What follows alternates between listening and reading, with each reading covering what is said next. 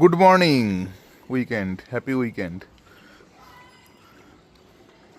আমাদের সব পাকা বাচ্চারা ওই ছাদে এসছে। প্রচণ্ড খেলাধুলার পরে সবাই ক্লান্ত, তাই জন্য সবাই জল খাচ্ছে।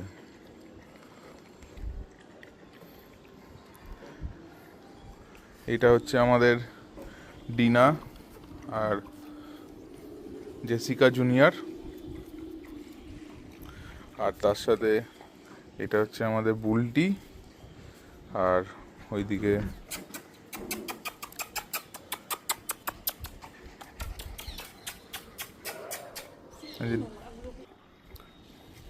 এই যে আমাদের টিপিটার মুখটা দেখ।